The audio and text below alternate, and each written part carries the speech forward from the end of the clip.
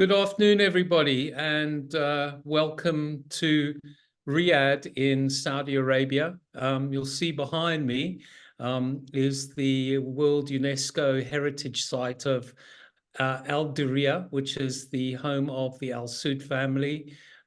Beautiful old restored city. But Riyadh is a huge 7 million people metropolis now with a 1 trillion economy. And I'm involved here in the events industry. And I was invited by Eventex to come and do this presentation for you today. So what we'll do is we'll have the presentation, and then I will leave some space for questions at the end, because you may have some more detail or want to ask something specific. It could even be about Saudi Arabia's events industry as well, if you're interested in that. So anyway, I'm going to share my screen now, and we will start the session, which is creating attendee behavior change to maximize event ROI. And that's me on the left-hand side. I'm the Director of Operations at the Riyadh Exhibitions Company. It's the oldest exhibitions company in Saudi Arabia. Our oldest show is the agricultural show, been going for 40 years, and lots of other different shows. And you can see down the right side on your screen, been voted Eventex Awards Influential People. I've been in the education system. I've been designing events for a long time.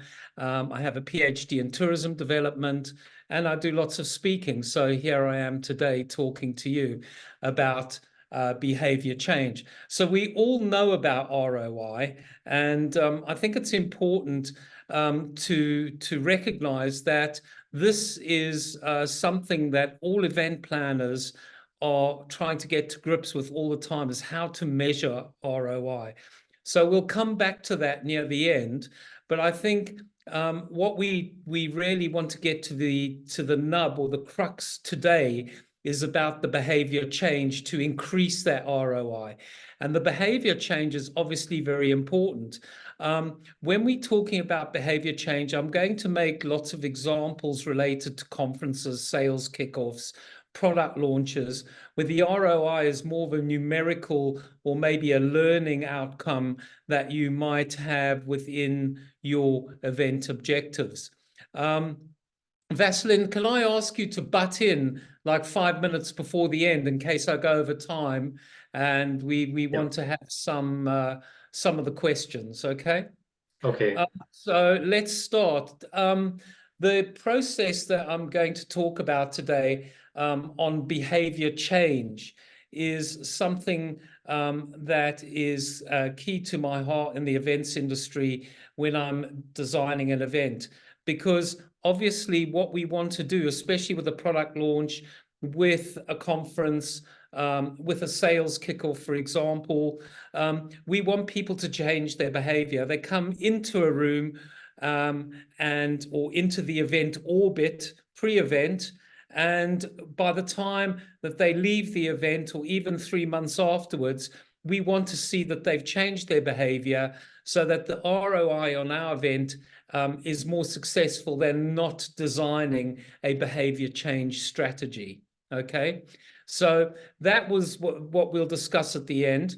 But these 4 steps are involved in the pre-event process, during the event itself, and then post-event as well.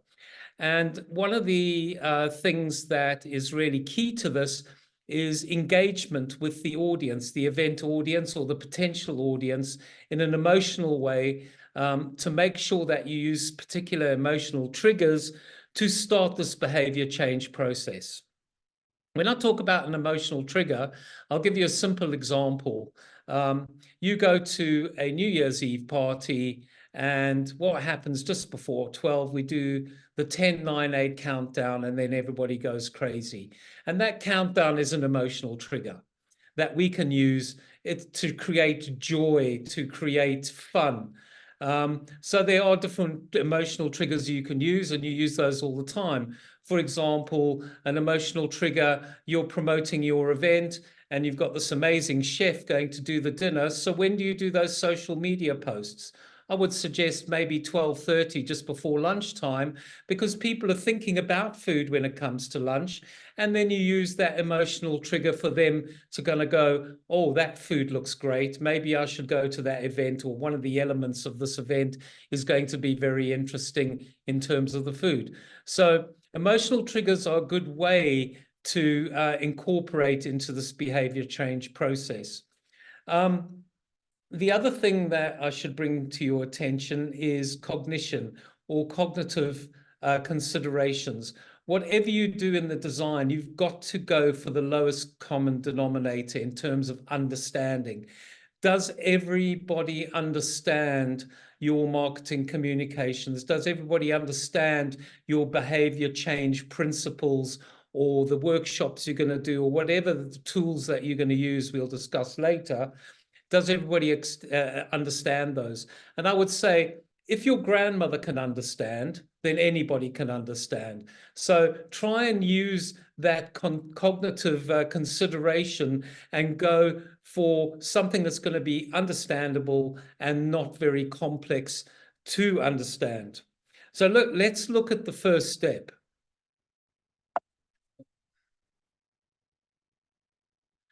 So the first step we have is what we call contemplation.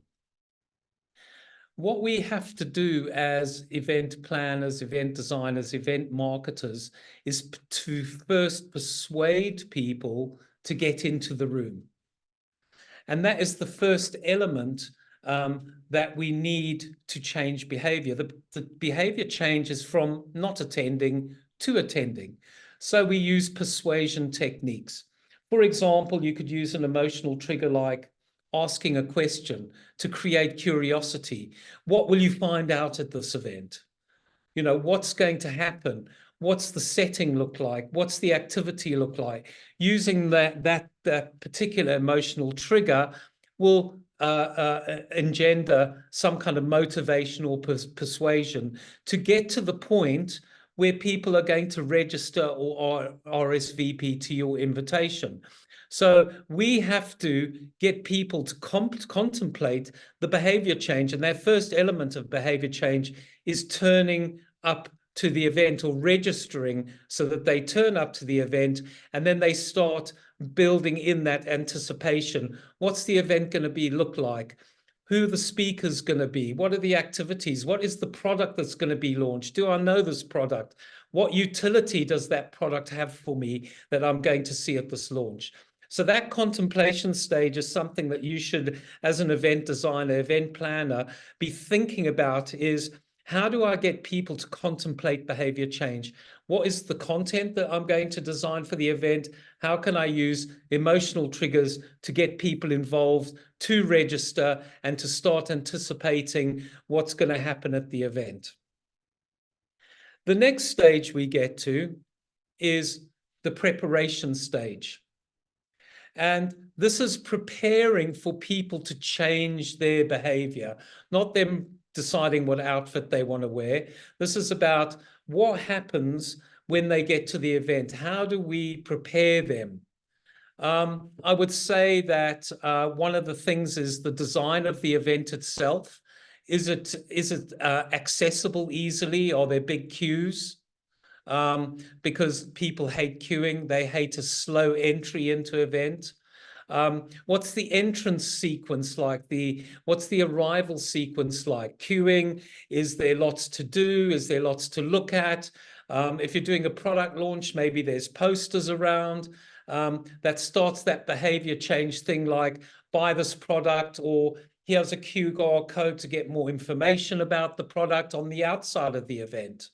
So we start using these preparation tools to actually get people to start changing their behavior. So if you think about the design of the actual event in a conference, you would be using screens. So you have your speakers, you've got your stage, you've got audio, visual, all those kinds of things.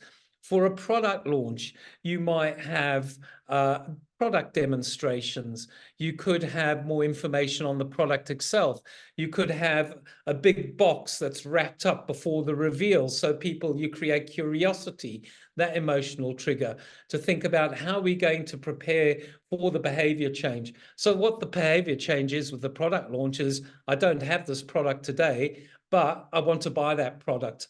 And as an event planner, you want people to buy that product. So you're going to maximize ROI if lots of people buy that product because you've given them the right tools to do it. Or say, for example, a sales kickoff, you get all your sales team into a room, you're doing the sales kickoff, you've got an information pack about all these tools, about what the incentives are to sell more, tools around selling more. That's how you prepare. And that's part of the accessories that we need to prepare for behavior change. Then comes the action part. This is about the three things: the activities, the endorsements, and the evidence that you provide to give people a reason to change their behavior. Because people are not just going to change their behavior because you give them a free pen with a logo on it. Okay? What can that pen actually do? What utility does it have? Can I write invisibly with it? Is there anything special about this pen?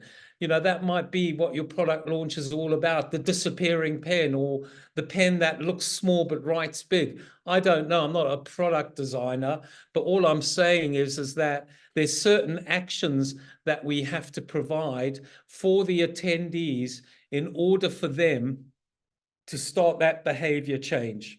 So I would say activities, we can use workshops, which are very successful to teach people. So for example, let's go to the sales kickoff. We do workshops around all the new tools that we have for the salespeople to go out and use when they visit clients. It could be video presentations. It could be a nice brochure that they can present. It could be social media actions. You could be getting people to actually create and participate within the workshops, because we know that participation, the higher participation goes up, so does memory. So you want people to remember what's happening in that room in terms of the way they're going to change their behavior. Let's go to the product launch. So you show a lovely 3D video on screen, or some kind of get people to put on AR or VR glasses to see this product in action. And that's an activity that people will remember. And then they can see the product in real time. They can see the detail of that product. Let's take, for example, a medical conference.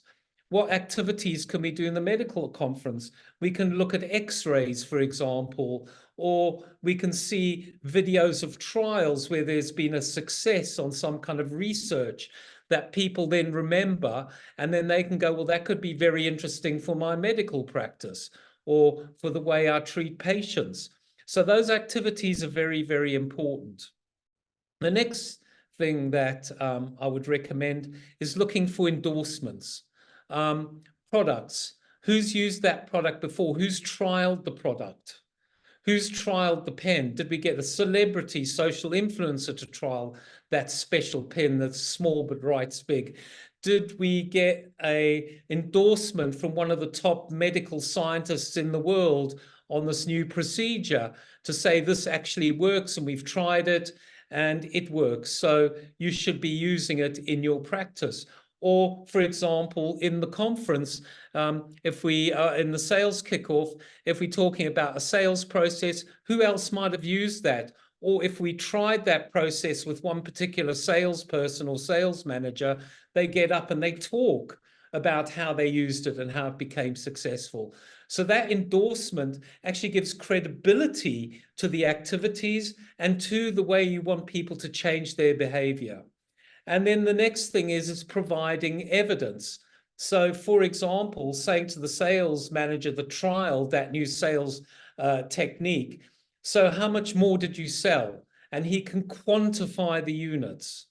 For example, the doctor with the new procedure, how many patients out of 100 had a successful procedure, and quantifying again how that worked. So you've got the activity, you've got the endorsement, and then you've got the evidence to back it up. Now, if you're using emotional triggers to do that, a trigger based on trust, endorsement is a trust factor. Yeah. So that's what you're building in there. Evidence is about curiosity, another emotion that we can use. So here you see the interplay between the emotional triggers, the positive triggers, and the evidence or the endorsements or the different types of activities that we're providing. And then lastly, the end of the process. All these people that have done these actions go back out to wherever they came from, the medical profession for the conference, the product launch for the pen, or the sales kickoff for the new product in the company. They all go back to their offices and they start using it. Yeah. And what can happen in that stage? It's a bit like buying a new piece of software. You always need some kind of support.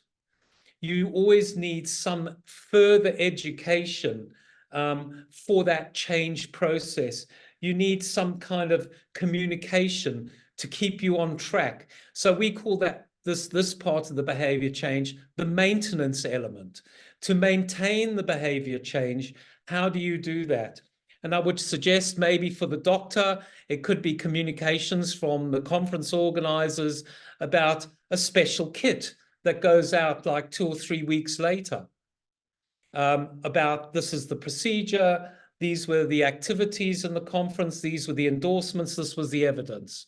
And then they all take note and they maintain that behavior change. You can even use that maintenance cycle 3 months, 6 months, a year later, but with the varying communications, again, using those emotional triggers of curiosity or whatever they may be. I would say that if you're interested in emotional triggers, have a look at the wheel of emotion. Just Google wheel of emotion. And what you can see in there when you go to Google, you'll see different types of emotions in a wheel, and it'll have negative and positive emotions. So as event designers, what we want to do is we want to design in positive emotions or triggers, and we want to design out negative emotional triggers. For example, a lot of you have probably been to a music festival. How do you design out the disgusting toilets? Yeah. Okay. So you would be thinking about that when you did your emotional triggering review, is I've got all these positives and I've got all these negatives. How am I going to do that? But let's go back to the maintenance. So in the maintenance part here of the behavior change, what we're looking at doing is maintaining that change behavior. So in terms of, say, the sales kickoff, looking at people's sales figures and asking them, do they need any support to increase their sales? Have they used these tools? Is there a checkbox? Can we suggest amongst the group of salespeople of improving this process and getting them to buy in further to their process? In terms of the pen, maybe you're sending out QR codes for special offers or buying bulk, or getting them to buy more, or doing a recommendation. If you introduce one person to buy this pen, we'll give you a free pen. So there's lots of different marketing techniques to do with that product launch as well. But you want to maintain that behavior change as much as you possibly can, and you continue that process as much as possible. And if you look at companies like Amazon, they are very good at maintaining behavior change. Even when you buy a product today, they'll even suggest down at the bottom of the page, people normally buy these products as well. And what they're doing is they literally maintaining your behavior change of buying in this moment of time to spending further money. And then once you've had that product, they'll ask you to review it again to maintain that behavior change. So that's basically the 4 very simple steps. And I kind of think I've done it, really, Vaseline. So I know it's been a little bit shorter, but there may be questions, and I'm very happy to answer questions for anybody that might have any. Yeah, if anyone has a question, you can just drop it down the chat, and I'm sure that James will be more than happy to answer. I do have one question that pops up in my brain.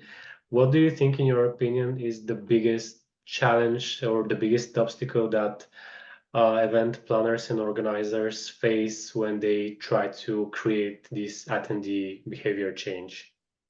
Um, Really, what I'm doing is I'm providing a concept here. And I think what's really important is if you use those four steps of contemplation, preparation, change actions, and maintenance, you can actually create a behavior change plan because people keep that in their mind. But Yeah, if you've got something written down and people can buy into it, and you can let the marketing people have buy into that plan, you can get the event designer who's responsible for the decor and the AV and all those to buy into that plan. And you've literally got an all-encompassing plan to create behavior change and the maintenance, and then create the relationship of that behavior change plan to the return on investment.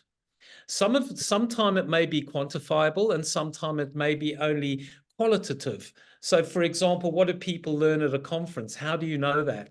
You may have to do a survey later yeah. on that maintenance cycle and then ask them if they need any further information, for example. And then that's where you're answering your ROI. Um, Here we have a question. Oh, hang on, we have a few. We have, Uh, yeah, a few Val. questions. Hello, Val.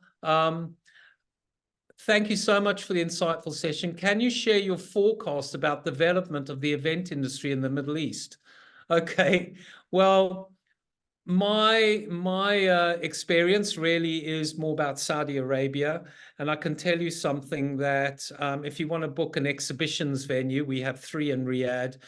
People are booking into 2026 right now. If you're booking into conferences, we also do conferences for 1,000, 2,000 people. People are booking those a year ahead. There's even mega conferences. The spend in business tourism in Saudi Arabia is huge. New venues are being developed all the time. More people are coming for their events and incentive programs and association events from around the world to Saudi Arabia. The tourism product itself, I mean, if you look in the background here with Diriyah, I mean, there's some really amazing tourism assets, heritage assets, beaches. There's a lot going on. I couldn't give you a value on the event industry, but in terms of the event industry assets, we've got huge AV production companies. We've got booth builders. We've got fantastic venues. We have people from all around the world working in the events industry in Saudi Arabia. I would say that if you look at some of the Eventex awards, you will see some fantastic results of Saudi Arabian entries into those awards. And you look further afield about Visit Saudi and see some of the events that are happening here. Yeah, festivals for young people, Middle Beast, 200,000 people over a 4-day weekend with top DJs from around the world. Sports events, it's huge. Business events, also huge. So, yeah, I mean, it's all happening here. It's all to play for. And I'm loving it. Okay, so look, let's go to Maddie. Other than the obvious, which is, let's get Which is Maddie's money. the obvious. What measures of ROI measures would you recommend we use for events? It depends on the type of event. So you can use the kind of normal dashboard stuff like, we had seats for 300 and we got 250. Yeah. Yeah. That you could do for a conference quite easily. What you can do is you can look at ROI things on reach of social media posts and all those kinds of things. In terms of what people learn and at a conference, that qualitative measurement is much more difficult to measure. And a lot of people stay away from it because it is so difficult to measure. But if you go back to the maintenance cycle and you start asking people to answer specific questions on that education, and you can then gauge if they actually learned something and you can quantify that, then that's a different kind of ROI proposition, as opposed to the very basic quantitative ones that we use at the moment. We have one more question. Sorry, Alma, yeah, are there any specific behavior change triggers for Gen Z that you can highlight? I would say that if you look at the wheel of emotion, as I said, you should really, those refer to everybody, yeah? Joy, fun, curiosity, disgust, trust, sadness, they all relate to everybody. They are universal. I'm not particularly au fait with all Gen Z behavior, but if you actually Google Gen Z behavior traits and then looked at the wheel of emotion side by side, then you would get a much better idea of the kind of triggers you could build in. I do know that Gen Z are very altruistic. They can't be fooled by the packaging, Yeah. so their trust questions are much more poignant than, say, baby boomers like me. You know, we tend to believe the packaging. Gen Z don't. They're more Okay, into research. Yeah. And then yeah, I think that was it. Those were all the questions. Yeah, well, if there are any other questions, I would really like to thank you for being our guest speaker for today and for sharing your valuable insights on the topic. I'm sure everyone was pretty interested in what you had to say about that. Yeah. Yeah. And if anybody wants to join with me on LinkedIn, James Morgan, PhD, EWD, I'd be happy to connect with anybody. And if you ever have any events coming to Saudi Arabia, want some advice, send me a message and I'm happy to give you my 2 cents worth of my thoughts. Okay. Great. Thank you very much. Yeah, thank you. And for everybody who are here with us today, we have one more presentation for today, which starts in 30 minutes. So yeah, be ready. We'll be happy to have you there as well. So yeah, thank you, James. Have a wonderful night.